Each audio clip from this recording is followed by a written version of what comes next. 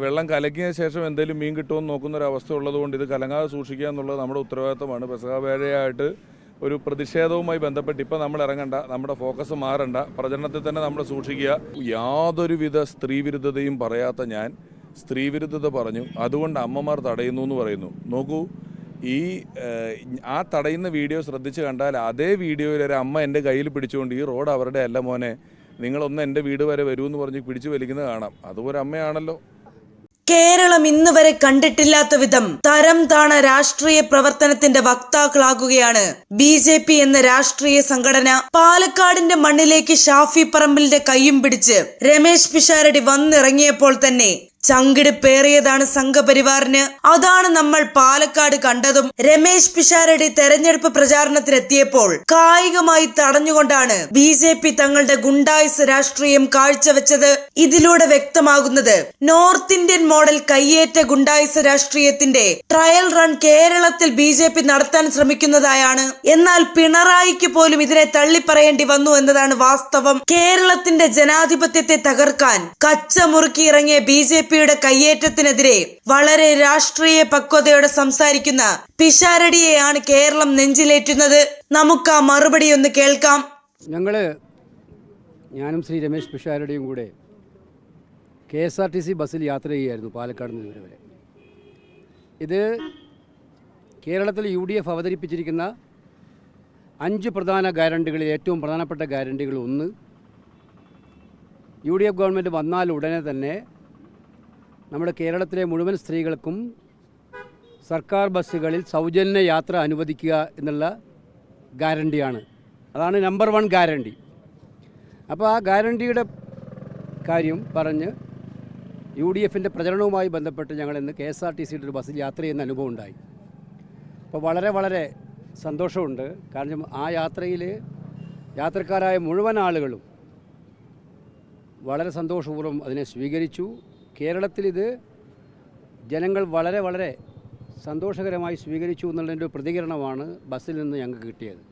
അപ്പോൾ കേരളത്തിലെ UDF government വന്നാൽ നടപ്പാക്കുന്ന 5 ഗ്യാരണ്ടികളിൽ മുഖ്യ ഗ്യാരണ്ടികളിൽ ഒന്നായിട്ടുള്ള എല്ലാ സ്ത്രീകൾക്കും സൗജന്യ ബസ് യാത്ര സർക്കാർ ബസ്സുകളിൽ എന്നുള്ളതിൻ്റെ ഒരു പ്രചരണപരമായ പരിപാടിയിൽ പങ്കെടുക്കാൻ സാധിച്ചത് സന്തോഷകരമായിട്ടുള്ള കാര്യമാണ്. അതിനായിരുന്നു ഞങ്ങൾ രണ്ടുപേരും ഇന്ന് യാത്ര ചെയ്തത്.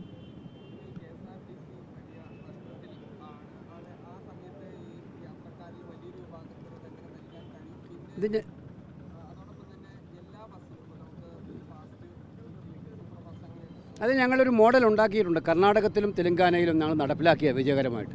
ഈ ഒരു ചോദ്യമുണ്ട്, KSRTCക്ക് നഷ്ടമാണല്ലോ കംപ്ലീറ്റ് എന്ന്. ഈ പറയുന്ന യാത്രക്കാർക്ക് സൗജന്യ യാത്ര കൊടുക്കുന്നതുകൊണ്ട് KSRTCക്ക് ബേർഡൻ ഉണ്ടാവില്ല. സർക്കാർ ആ ബേർഡൻ നികത്തി കൊടുക്കണം KSRTCക്ക് ബലത്തിൽ ഉണ്ടാകാൻ പോകുന്നത് വരുമാന വർധനവാണ് ഉണ്ടാകാൻ വേണ്ടി പോകുന്നത്.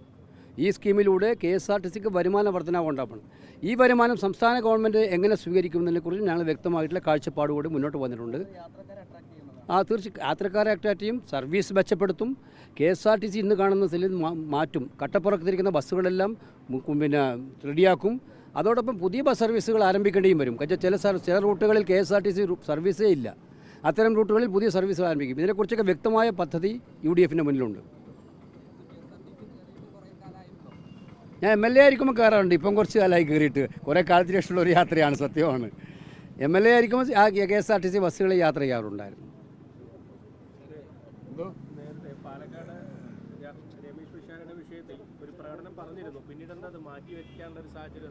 അല്ല, അത് നിങ്ങൾ മനസ്സിലാക്കേണ്ടത് ജനാധിപത്യത്തിൻ്റെ മഹോത്സവമാണ് തിരഞ്ഞെടുപ്പ് എന്ന് പറയുന്നത്.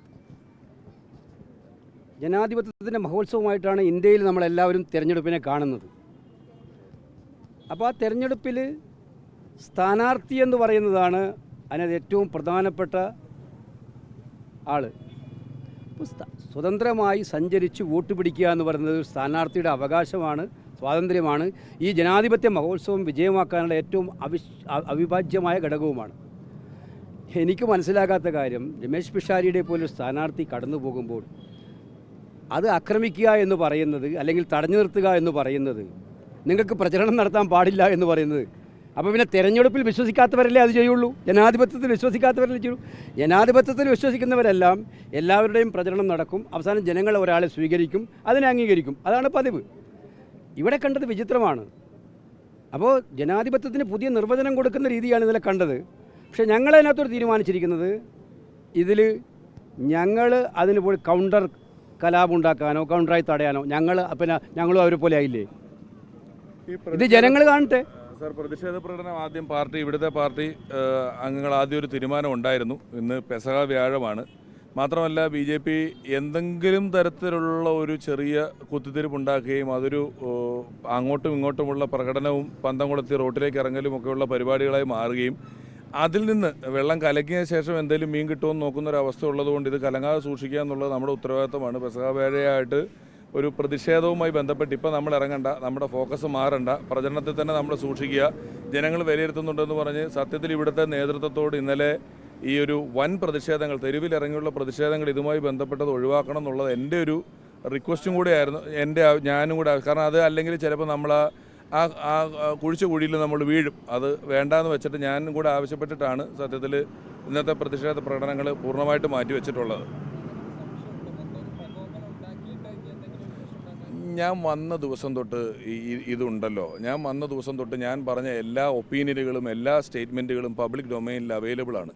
അവിടെ എവിടെയും യാതൊരുവിധ സ്ത്രീവിരുദ്ധതയും പറയാത്ത ഞാൻ സ്ത്രീവിരുദ്ധത പറഞ്ഞു. അതുകൊണ്ട് അമ്മമാർ തടയുന്നു എന്ന് പറയുന്നു. നോക്കൂ, ആ തടയുന്ന വീഡിയോ ശ്രദ്ധിച്ച് കണ്ടാൽ അതേ വീഡിയോയിൽ ഒരു അമ്മ എൻ്റെ കയ്യിൽ പിടിച്ചുകൊണ്ട് ഈ റോഡ് അവരുടെ അല്ല മോനെ, നിങ്ങളൊന്ന് എൻ്റെ വീട് വരെ വരുമെന്ന് പറഞ്ഞ് പിടിച്ചു വലിക്കുന്നത് കാണാം. അതുപോലെ അമ്മയാണല്ലോ, ആ അമ്മയ്ക്ക് ഈ പ്രശ്നങ്ങളില്ലല്ലോ.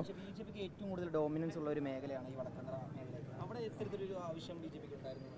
അത് അവരല്ലേ ആലോചിക്കേണ്ടത്, ഇത്തരത്തിലൊരു കാര്യം ആവശ്യമുണ്ടോ എന്നുള്ളത്. എൻ്റെ ആ അമ്മമാർ കയ്യിൽ പിടിച്ച് വലിച്ച് വീട്ടിൽ പോകാൻ പറയുമ്പോഴും ഇത്തരത്തിലുള്ള പ്രതിഷേധം ഉണ്ടാവുകയാണ്. അപ്പോഴും ഈ സ്ത്രീവിരുദ്ധത പറഞ്ഞു എന്ന് പറയുന്ന ഞാൻ ഒച്ചപ്പാടും ബഹളവും ഉണ്ടാക്കി വന്നതൊരു സ്ത്രീ ആയതുകൊണ്ടാണ് ഞാൻ പൂർണ്ണമായും നിശബ്ദനായി നിന്നുകൊണ്ട് എല്ലാ റെസ്പെക്റ്റും കൊടുത്തുകൊണ്ട് കൈയും പുറകിട്ട് നിശബ്ദനായിട്ട് നിന്നത്. അവരൊരു സ്ത്രീയാണ്, ഞാൻ അതിനെതിരെ ഇപ്പോൾ തൽക്കാലം ഒന്നും പറയാൻ പാടില്ല എന്നുള്ളൊരു ബോധ്യത്തോടു കൂടി നിന്നിട്ട് തന്നെയാണ് അത് ചെയ്തിട്ടുള്ളത്. അപ്പോൾ ഇനിയും അത്തരത്തിൽ തന്നെ ചെയ്യും, അല്ലെങ്കിൽ തുടരേണ്ടതാണ് എന്ന് പറയുന്ന നിലപാടാണ് പലപ്പോഴും കണ്ടിട്ടുള്ളത്. അതൊട്ടും ശരിയല്ല. നമ്മുടെ മുഖ്യമന്ത്രി മുതൽ ഈ കേരളത്തിലെ ഏറ്റവും സാധാരണക്കാരായ വോട്ടർമാർ വരെ ഉൾപ്പെടെയുള്ള ജനാധിപത്യ ബോധമുള്ള എല്ലാവരും ഒരുപോലെ ഇത് മോശമായിപ്പോയി എന്ന് പറഞ്ഞൊരു കാര്യത്തിൽ ഇപ്പോഴും ഇവിടുത്തെ NDA അതൊരു മോശമായി പോയ കാര്യമാണെന്ന് എവിടെയും പറഞ്ഞ് ഞാൻ കേട്ടില്ല. കുഴപ്പമില്ല.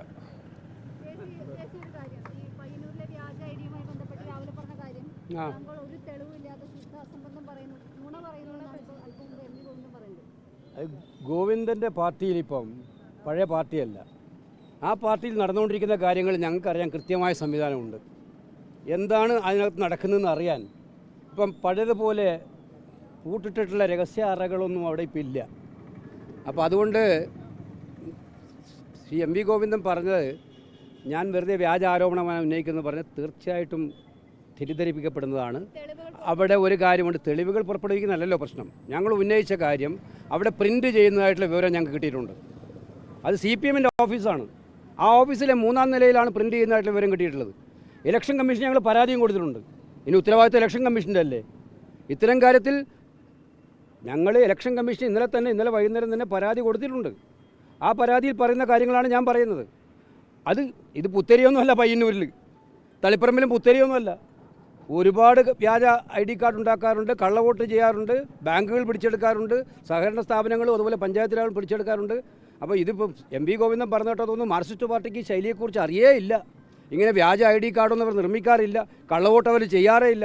മരിച്ചുപോയവരുടെ വരെ വോട്ട് ചെയ്യുന്ന പാർട്ടിയല്ലേ കമ്മ്യൂണിസ്റ്റ് പാർട്ടി. മരിച്ചുപോയവർ തിരിച്ചു വരുന്നത് ഈ ഇലക്ഷൻ കാലത്താണ്. കണ്ണൂരിലത് കണ്ടതാണ്. അപ്പോൾ അതുകൊണ്ട് ആ പറയുന്നതിലും കാര്യമില്ല. അന്വേഷിക്കട്ടെ, ഇലക്ഷൻ കമ്മീഷൻ അന്വേഷിക്കട്ടെ, പോലീസ് അന്വേഷിക്കട്ടെ, അവർക്ക് ആവശ്യമായ തെളിവുകൾ കിട്ടും. അവരുടെ പ്രചരണ വാഹനത്തിൽ നിന്നുള്ള അനൗൺസ്മെൻറ്റാണ് പുറത്തു വന്നത്. നമ്മൾ ഈ തെരഞ്ഞെടുപ്പ് ഇപ്പം പിഷാരടിയുടെ കാര്യം പറഞ്ഞതുപോലെ തെരഞ്ഞെടുപ്പ് എന്ന് പറയുന്നത് ആരോഗ്യകരമായ ഒരു മത്സരമാക്കിയിട്ടാണ് മാറ്റേണ്ടത്.